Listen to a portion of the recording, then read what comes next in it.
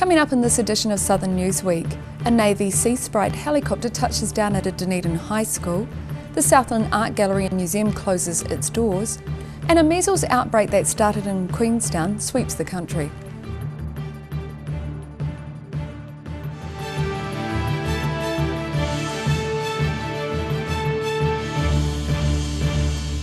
Hello, I'm Melissa Barton. King's High School in Dunedin was visited recently by the Royal New Zealand Navy. The mode of transport for the visitors was a Sea Sprite helicopter. The South Today was on scene.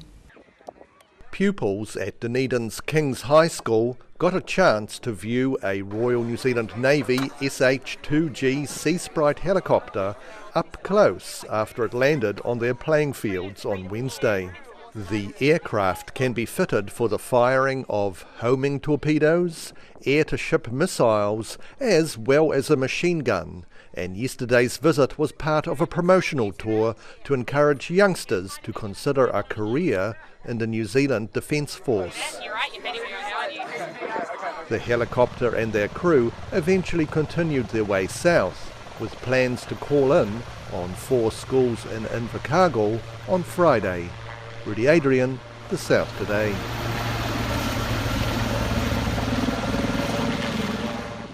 The decision to close the Southland Museum and Art Gallery has come as a surprise to both museum staff and the Invercargill public. South Today reporter Sharon Rees caught up with visitors to the museum to hear their thoughts on the decision. From Thursday this week, the Southland Museum and Art Gallery doors will close to the public indefinitely.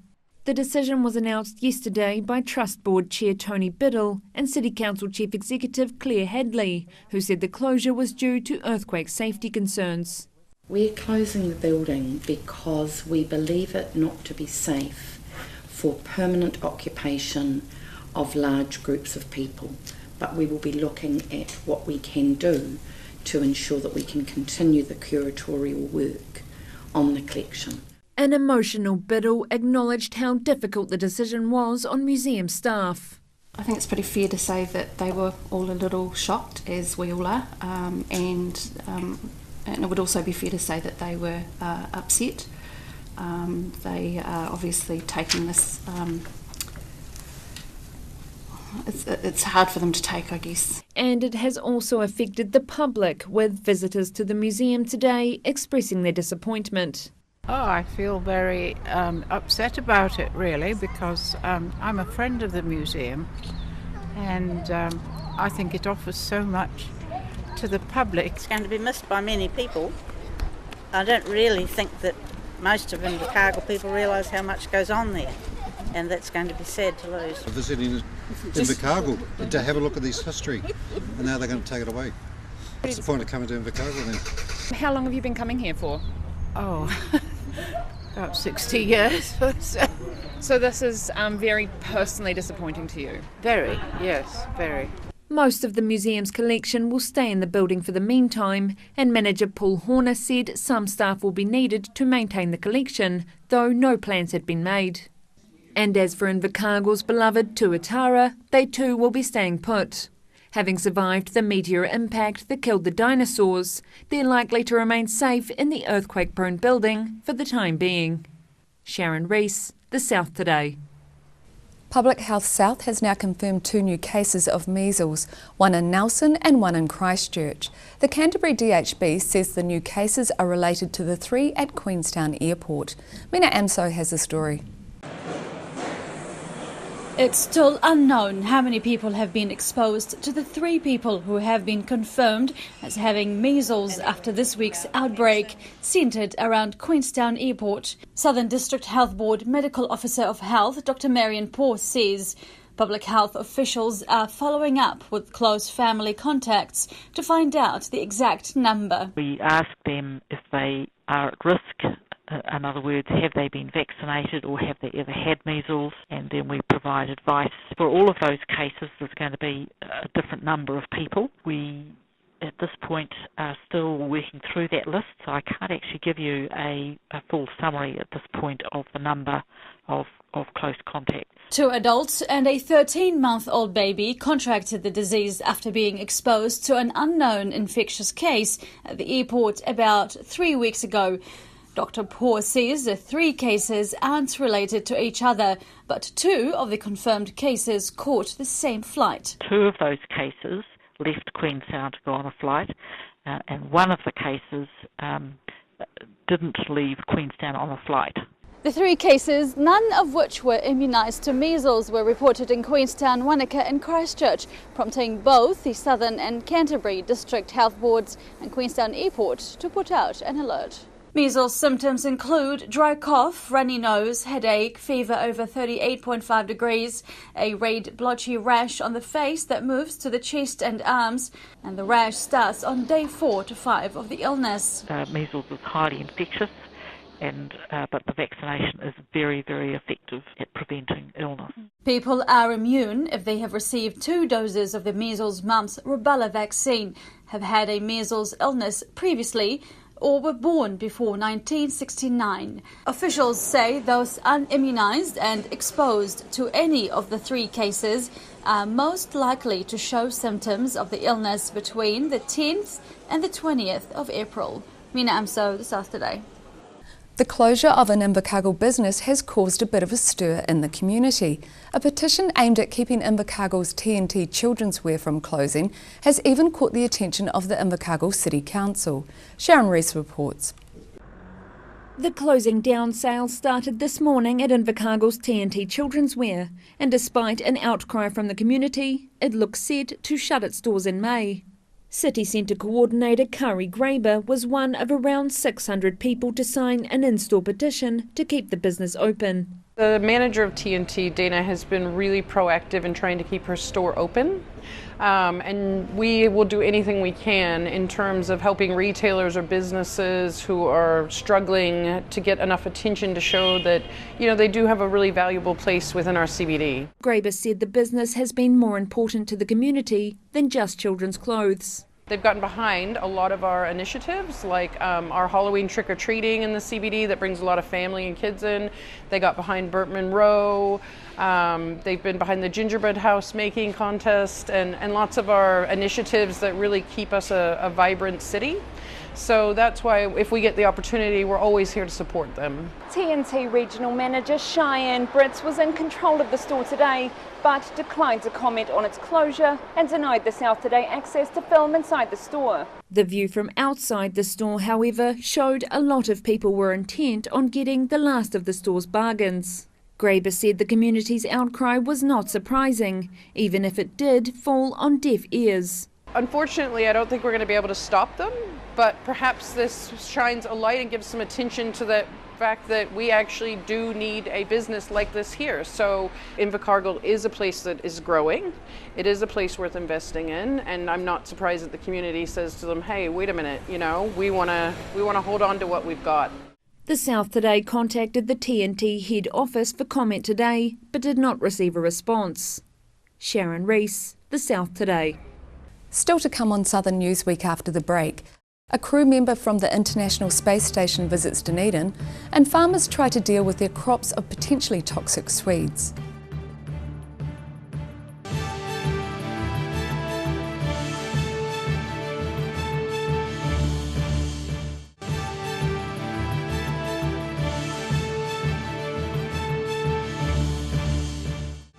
Welcome back. A group of Dunedin school pupils got a chance to meet a NASA astronaut when he visited the Otago Museum this week. Colonel Michael Hopkins was part of the crew on the International Space Station in 2013. The South Today joined with the pupils to meet the space traveller. Yesterday, some lucky Dunedin pupils got to meet Colonel Michael Hopkins, who is a United States Air Force engineer, which means he knows all about supersonic aircraft and how to repair them. Back in 2013, he spent almost half a year on the International Space Station, orbiting the Earth at about 27,000 kilometres per hour. That's over 20 times the speed of sound. Aboard the space station, crews are expected to be multi-skilled. So any kind of job that has to be done on board the space station, every astronaut has to be able to do that. So we don't really have specific roles that someone gets assigned like in the days of the space shuttle. Unlike in a Hollywood film, it actually takes up to 6 hours to suit up and exit the hatch for a spacewalk. But the experience is still an adrenaline rush.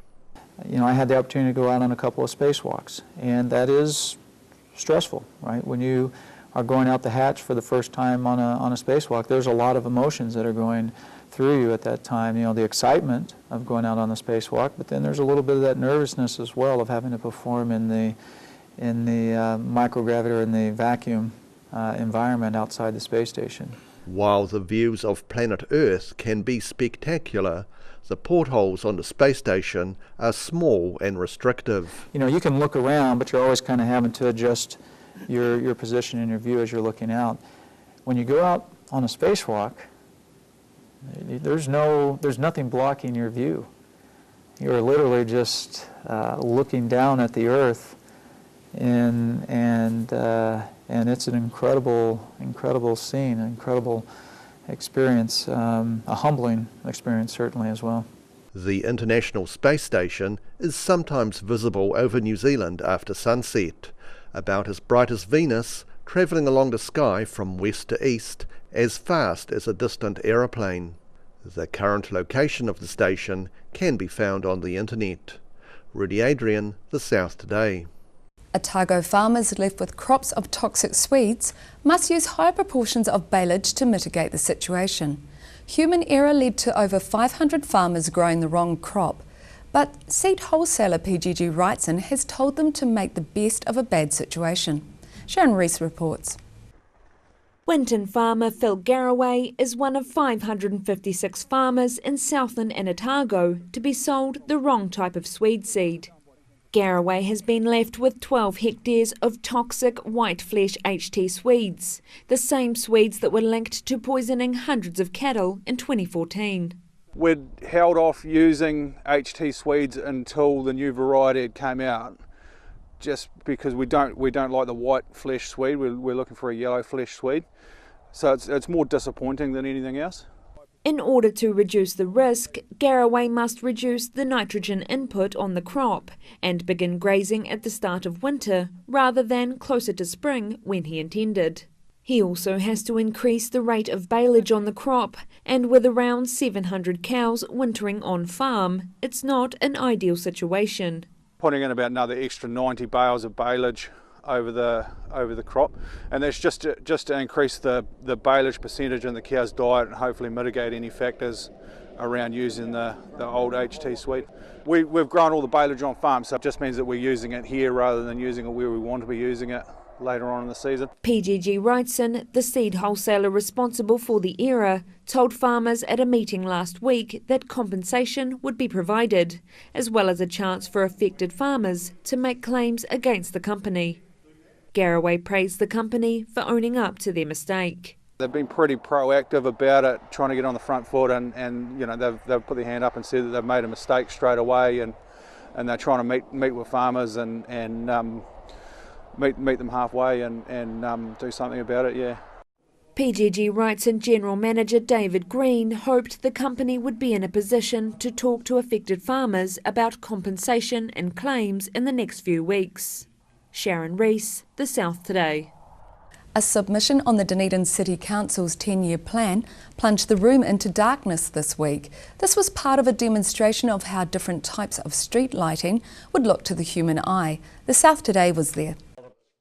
Around $12 million has been allocated towards the upgrade of Dunedin street lighting to long-lasting, energy-efficient LED lights. However, Dunedin Dark Skies Group member Michael Broughton submitted to the City Council yesterday that they should choose the colour of their lighting wisely. Research suggests that bright white lights can be disruptive to both human sleep cycles and animal behaviour. Not only is the night sky city really going to be very beneficial for Dunedin in terms of the economy, in terms of tourism opportunities, enjoyment of the night sky, but it's also going to be good from the point of view of our health and safety, the environment and our economy, because a lot of our economy is dependent on wildlife. We have the peninsula, and I don't need to tell you how important that is for our interests. Broughton demonstrated different colours of street lighting, and nearly all of the city councillors said they preferred the softer amber light, which is 3000 Kelvin, compared to the harsher white light, which is 4000 Kelvin. What about this one? Can't see which one you're talking about. The middle one. The middle one. Broughton told us that New Zealand should follow overseas examples in choosing a softer amber light.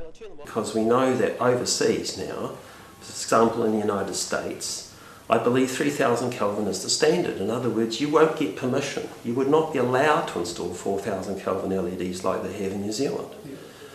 So why are we in New Zealand being fobbed off with these bright white lights when overseas we're already changing them? The City Council's final decision on the colour of street lighting in Dunedin is still some time away.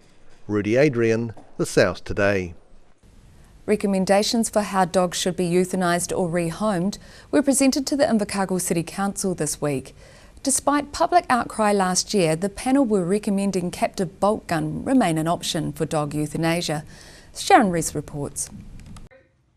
Invercargill City Councillors opted to form an advisory panel last year after a video was released showing a dog being euthanised by captive bolt gun.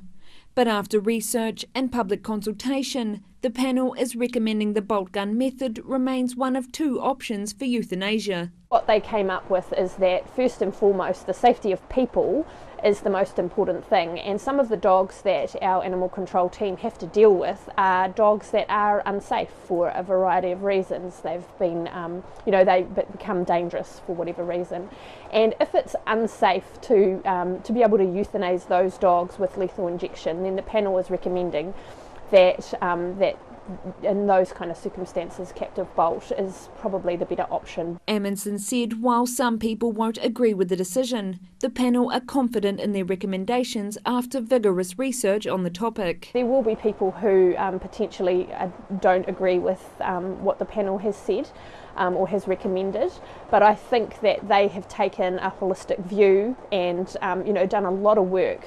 Certainly I feel like they've gone above and beyond what we sort of asked them for in the first instance. They've really taken their time, they've been really thorough in the research. The panel will also recommend the council undertake control of rehoming dogs, which Amundsen says may help to change public perception of animal control. If the council was to start rehoming, then that actually puts them out in the community in a different kind of light, rather than just becoming sort of like people who are enforcing the law. They then become people who are actually helping with the dogs. The panel's report will be considered by the Regulatory Services Committee at a meeting on Tuesday, April 10. Sharon Rees, The South Today. Still to come on Southern Newsweek after the break. A taste of winter hits the South Island, and we talk to two people who survived the 1968 Wahine disaster.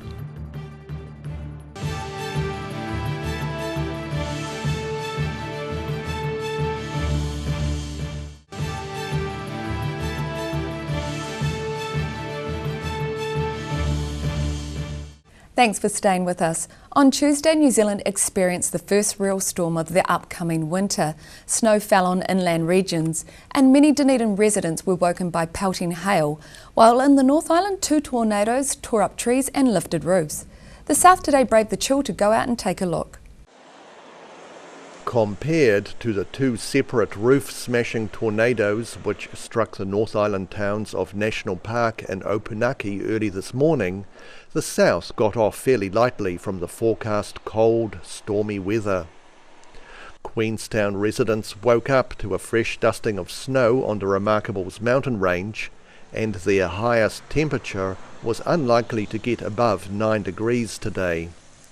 Sitting at 300 metres above sea level, the top of Dunedin's northern motorway received a few centimetres of slushy sleet and hail.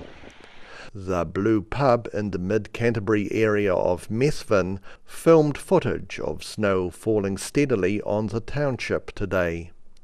With hail, sleet and snow likely to continue throughout the day, road snowfall warnings have been issued for the South Island Alpine passes, as well as the Northern Motorway in Dunedin. Farmers are being warned to shelter stock, and motorists are urged to take great care on the southern roads. Rudy Adrian, The South Today. The following day, black ice on the Crown Range Road near Queenstown made driving dangerous for motorists. Up to 13 centimetres of snow fell in parts of Queenstown, including the Coronet Peak ski field, about 20 minutes drive from the resort. Mina Amso reports. Queenstown looking pretty white earlier this morning. A much welcomed snow of up to 13 centimetres fell in Coronet Peak ski field. However, black ice on Crown Range Road near Queenstown made driving dangerous for some. The unusual snowfall made for a classic tourist's photo opportunity. The weather is looking fine come the weekend. Fine spells and a chance of shower with a low of -2 degrees on Friday. A fine day for Saturday, and for Sunday, clouds increasing and late showers. Rain is expected for much of next week. Mina Amso, The South Today. And many Dunedin residents saw the flash from a massive lightning strike as it hit the suburb of Pine Hill last night. Or if they didn't see it, they probably heard the accompanying thunder. The South Today obtained a video of the strike as it happened. Dunedin's day of wild weather climaxed with a bang last night as Pine Hill resident Dan Rogers was travelling along Hillary Street. By chance, he filmed a bolt of lightning strike the power transformer next to his house. The resultant power outage immediately extinguished streetlights, and the thunder was later described as having been deafening. The lightning flash was seen by many across the city. It came after a day of extreme weather that affected much of the country. Rudy Adrian, The South Today. And Tuesday marked 50 years since the Wahine inter-island ferry sank. Described as being New Zealand's worst modern maritime disaster, the tragedy shocked the nation. The South Today interviewed 2 of the survivors. 50 years ago, the howling gales of Cyclone Giselle pushed the Wahine ferry into Barrett Reef at the mouth of Wellington Harbour, with shocking loss of life. Stan Spears was a 25-year-old engineer, and the Wahine was his first posting, which had only begun 6 weeks earlier. He can still remember what the conditions were like as they abandoned ship. There was a crane, and they're going to load the people into the life rafts, the smaller rafts, the round ones, and lower them over the side on the crane. And you couldn't, the wind was that strong, you couldn't stand up out there. And I went over to the rail and looked over the side, and I could actually see the reef alongside us. Russell Stewart was a university student travelling to Wellington for a cricket tournament. He recalls the atmosphere as the ferry tipped more and more onto its side. Initially there was a bit of panic, but a few screams, but then I remember there was like an eerie silence. Both men had their life rafts capsize, forcing them to ride the upturned lifeboats while at the mercy of the raging waves. We were getting close to the shore. I thought, this is it, we're going up on these rocks, and God knows what will happen from there, but this old little boat spotted us, and they backed in and threw us a rope and dragged us out. These waves kept breaking over us. It was just like being out at the beach, breakers just pouring over us, and every time we got wiped off, Stu and I, all the rest of us, got wiped off this life raft 20 or 30 metres away, and each time we swam back, because they had these ropes which you could cling onto, and I remember getting out of the water and kneeling on the lifeboat at one stage, and then you'd look up and there's a great big huge wave just breaking over us. That's probably the only time I got scared. I thought, Jesus, this is, because each time you'd swim back and there were less people than previously on clinging to this upturned lifeboat. So I started to get nervous or scared or something. But then by some miracle, the wind dropped, and that probably, I think, saved quite a few people, because then eventually a little fishing boat came alongside and picked us up. Of the 734 people on board, 53 people died from drowning, exposure to the elements, or from injuries.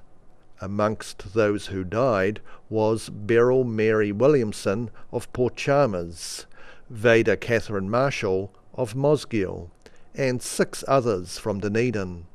They were Ross James Adamson, John Baden Humphrey, Gladys May Landreth, Helen Patterson Mitchell, Ethel May Turner, and Truby Lionel Turner. 2 of today's memorial services near Wellington had to be moved indoors due to stormy conditions. Rudy Adrian, The South Today. That's all from our news team this week. You can go online and check us out on Facebook, or you can keep up with Southern News via our website, YouTube and channel39.co.nz. I'm Melissa Barton, and thanks for watching.